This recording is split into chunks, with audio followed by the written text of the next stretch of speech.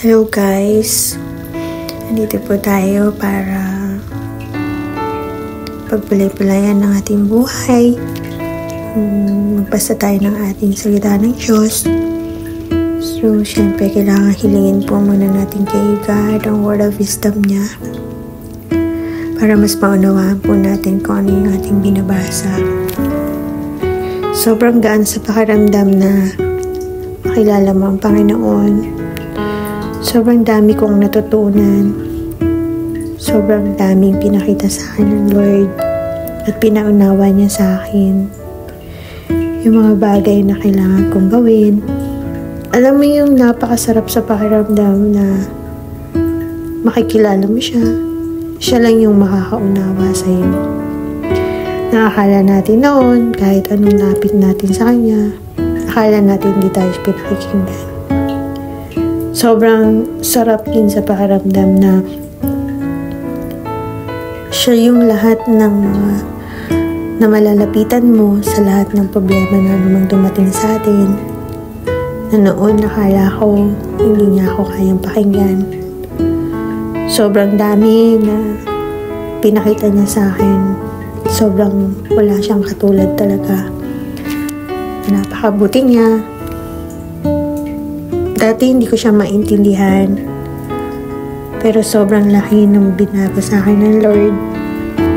Sobrang dami kong na-encounter sa Kanya. Di ko alam na lahat pala ng sagot nasa Bible lang. Sobrang may mga tao na di ako maunawaan, di ako maintindihan. Pero nagpatuloy lang ako. Dumiretso lang. Kasi alam ko mas mauunawaan ako ng Diyos kaysa sa ibang tao. Sobrang gaan sa pakiramdam na maintindihan mo yung salita ng Diyos. Kung uunawain mo siya, akala natin hindi natin siya maintindihan, pero hihingin mo yung word of wisdom kay God, mas maunawaan mo siya. Sobrang sarap sa pakiramdam at napakagaan. Dito ko lang natagpuan yung kahit anong dami ng problema natin. Alam mo yung pakiramdam na mararamdaman mo yung joy, peace. Sobrang gaan. Dumating din ako sa point na nahinaan ako ng loob, lumapit sa Kanya.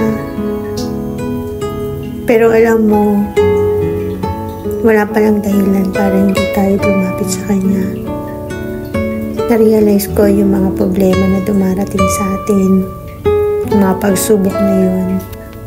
Doon pala tinitest tayo ng Lord kung hanggang saan ang faith natin.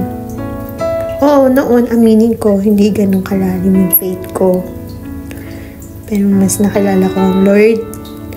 Sobrang lumawak yung faith ko. Sobrang mas lumalim ngayon. Sobrang na-amaze ako sa nangyayari sa buhay ko. Dahil hindi niya ako pinabayaan. Sobrang buti ng Lord kasi may mga tao siyang ginamit na instrumento para mas maunawaan ko at mas lalo akong lumapit sa Kanya. Lahat talaga ng bagay may purpose kung bakit nangyayari sa buhay natin to. Sobrang blessed ko pa rin dahil hindi niya ako pinabayaan. Mas hinanda niya ako. Iniready niya ako sa anumang bagay na anumang mangyari sa akin. This is the right timing na para mas makilala ko siya. Sobrang nakaka-overwhelm kasi hindi niya ako iniwan, hindi niya ako pinabayaan. Wala talaga siyang katulad. Sobrang bait ng Lord dahil hindi niya ako hinayaan na tuluyang lumayo sa Kanya.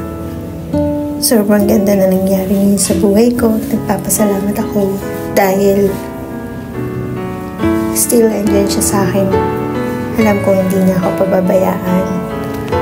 Alam ko sa lahat ng problema na mangyari sa akin, alam ko hindi niya ako iiwan.